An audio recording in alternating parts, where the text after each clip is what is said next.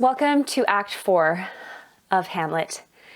So Hamlet has just really made a mess of things. Gertrude goes to the king and tells him that Hamlet in his madness killed Polonius through the curtain. And the king's like, he needs to be dealt with before he hurts with anyone else, namely himself, Claudius. He tries to reassure Gertrude that it will protect Hamlet to send him away right now.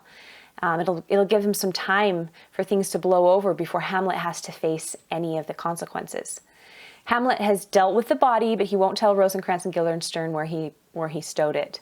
Claudius speaks of his trouble in dealing with Hamlet, and he says, "Yet must not we put the strong law on him? He's loved of the distracted multitude."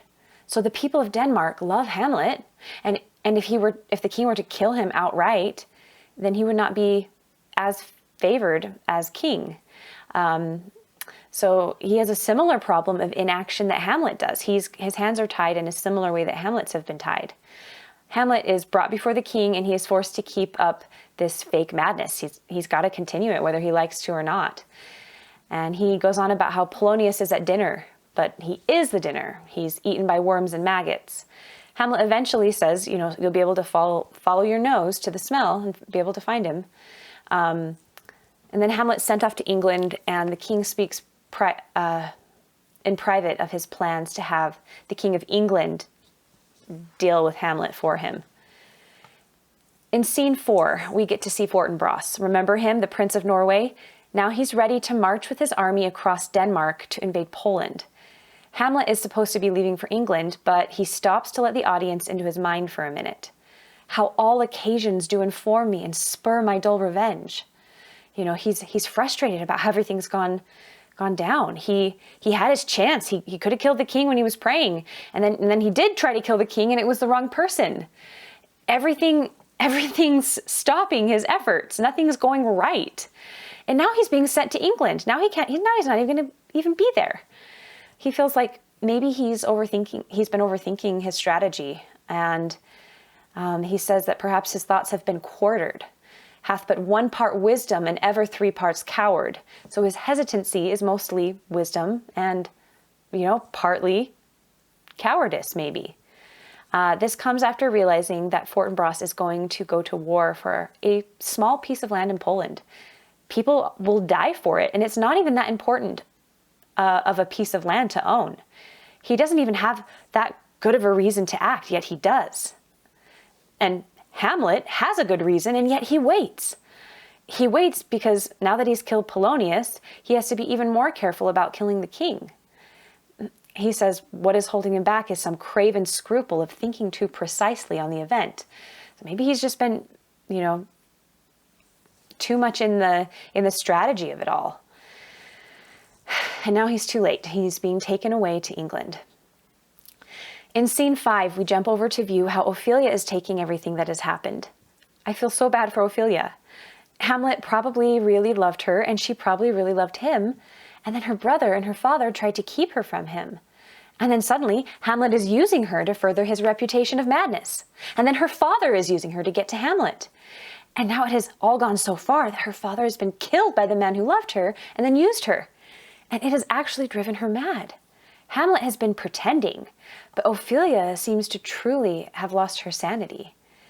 Ophelia demands to speak to Gertrude. She enters and she starts singing. She keeps saying, "Pray you, Mark," which just means, "Please, just listen to me." But then she just starts singing every time. There's this line where she says, "They say the owl was a baker's daughter. Lord, we know what we are, but know not what we may be." In speaking of the owl being a baker's daughter, she's referring to this old collection of nursery tales. And one of these was this legend that Jesus came dressed as a beggar to the shop of a baker and asked for food. And the baker made him a loaf of bread. But the baker's daughter decided to only give him half of the bread. And so he turned her into an owl. So, this may be coming through because perhaps she's blaming herself for shutting out Hamlet, blaming herself for causing his madness. Because remember, she doesn't know what's going on. She doesn't know why Hamlet's acting this way. She doesn't know that any of this has to do with getting revenge. She thinks maybe, she doesn't know why, but could it be her, she wonders? So she for not being generous with her love in the same way the baker's daughter held back the bread. This could be maybe why this nursery rhyme is coming out. She also sings of Valentine's Day. And the story goes that the first maid a man would see on Valentine's Day would be his sweetheart for the rest of the year. She sings of how she is a girl waiting at the window to be the first one he sees, and how he let her in and let her out, and she wasn't a maid anymore. The maid says, "Before I went to bed with you, you promised to marry me." And then the man replies, "And so would I had done by yonder sun, and thou hast not come to my bed." Meaning, I would have if you hadn't come to my bed. And, some of these kind of crude things are coming through, and it doesn't necessarily mean that she did anything wrong, but I think it does show maybe some of the inner feelings of being used and betrayed that she's feeling by the ones who should have loved her. Claudius is astounded by Ophelia's transformation, and he says a line that I love. This play has such sharp and also beautiful language. He says, "When sorrows come, they come not single spies, but in battalions." Claudius regrets doing this quick and secretive burial of Polonius, because now the people are they have all these rumors about everything. He's covered up a very important person's death, and he's kind of just like been hush-hush about it. And so it looks bad for him. And now Laertes is coming home from France too, and the rumors that have spread about Polonius's death and the king's involvement have made him look bad. So everyone is demanding that, maybe Laertes should be king now. Interesting thing to note, Claudius calls for his Switzers, which means his Swiss guards. This is an anachronism, meaning Swiss guards would not have been a thing at the time of Hamlet. Switzerland was not even a country yet at the time Hamlet would have probably taken place. So then Laertes bursts in. He calls himself a bastard, meaning that he can't be a true son until he avenges his father's death. Interesting, because Hamlet has taken so long and has not accomplished his revenge goals. But Laertes is here, and he's just like, "Okay, I'm ready. I'm going to get revenge on whoever killed my dad." And he doesn't know that it was Hamlet. He doesn't know. He thinks that maybe the king was involved.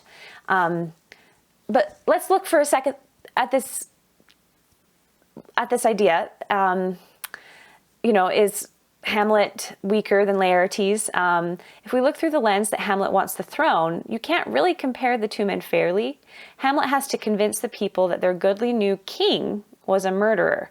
No one suspects that, and that's hard to convince people of. And he has to be careful because he wants the throne. Laertes has this whole rebellion behind him already because the people are mad at Claudius because of the way he, kind of hush-hushed the whole thing with Polonius and buried him in secret. So Laertes, he bursts in and he's all fiery. He's ready to avenge. And, but he does make a comment that he will not harm his father's true friends. And he says, "And like the kind life-rendering pelican repast them with my blood." So this is referring to the fable from medieval times of a young pelican who was killed. And then the pelican would be dead for 3 days, and then the mother pelican would come and shed her own blood on her young, and that blood would revive them. So it was a symbol of the resurrection of Christ. And so Laertes took this fable of the pelican, and he's saying that he would protect his father's friends with his own blood. I thought this was interesting because I read this bit in Hamlet, and then I went to Italy and saw a bunch of medieval art, and there were a few in some of these museums. There were a few medieval paintings that had a pelican, a mother pelican, bleeding onto her young, and in these like religious paintings. So there'd be like, a big painting of like Christ or something, and then there'd be like a little pelican somewhere. And so I saw that, and it was kind of cool to see that after reading this bit in Hamlet and studying the story of that.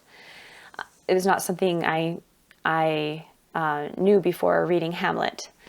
But the king assures Laertes that it wasn't his fault, that he was a friend of Polonius. He had nothing to do with his death. And then suddenly Ophelia comes walking back in, and Laertes sees her in her madness. He is very sorrowful of this. He says, Is it possible a young maid's wits should be as mortal as an old man's life? It sends some precious instance of itself after the thing it loves, meaning she buried her sanity with her father. She's passing around flowers and basically speaking nonsense. Okay, so we move to scene 6, and we can assume that enough time has passed for Hamlet to have left on his journey to England and to have escaped with pirates from the boat and sent a letter back to Horatio to let him know what happened. So, and then in scene 7, Laertes and Claudius are chatting about Hamlet.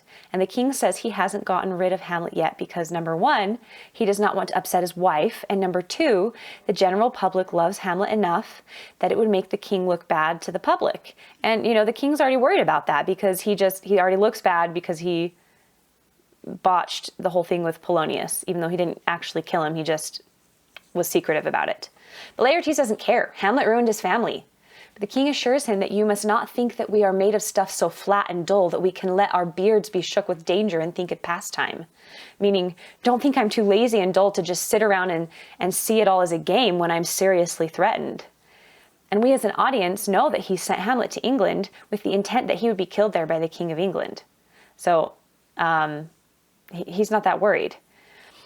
And he's about to go on, but he gets interrupted by this messenger. Hamlet sent him a letter? Wait, Hamlet? Hamlet's coming to speak with him tomorrow? How is this happening? You know, the king realizes, okay, my plan to get Hamlet killed in England didn't work, and he must be very worried about his own safety at this point. It's time to get Laertes on his side, and he really goes all in to get Laertes on his side. So he quickly starts flattering Laertes about his fencing skills, not just for flattery's sake, though. It's part of this plan to get Hamlet to agree to a fencing match. Hamlet won't want to have Laertes be known as the best fencer. And then he says, you know, Laertes, do you really, truly love your father? Hamlet comes back. What would you undertake to show yourself indeed your father's son more than in words? And Laertes bluntly says, to cut his throat in the church. Not just cut his throat. He wants to do it so badly that he would even do it in a holy place. So they plan this fencing match where they would use, you know, in a normal fencing match, they would use blunt swords. They wouldn't be fencing to kill. It would just be for competition. But Laertes will secretly choose a sharpened foil and kill Hamlet. And Laertes is like, okay, I'll do you one better, and I'll put a deadly poison on my sword, so I'll only have to scratch him to kill him. The king is worried if this should fail and that our drift look through our bad performance, 'twere better not assayed. Meaning if we fail and people find out that we were plotting this and killing Hamlet isn't an accident, it would have been better that we never even tried. But the king is willing to risk Laertes, kind of like put him between him. He also doesn't want to take any chances, so he plans to add some more poison to a cup for Hamlet to drink. And Laertes is supposed to wear Hamlet out so that he'll need a drink. So next, Gertrude comes in with the news that Ophelia has drowned herself in a stream. Well, Gertrude says that she fell in while trying to hang flowers in a tree above the river, but that she's just floated down the river and mumbled some random snatches of songs and then drowned rather than trying to get out. It's very, very sad. Okay, I'm going to end this video for Act 4. We only have one act left with only 2 scenes. And in Act 5, we will explore the famous skull scene, and we will see how everything implodes in the last scene. So I will see you over in Act 5. Thanks.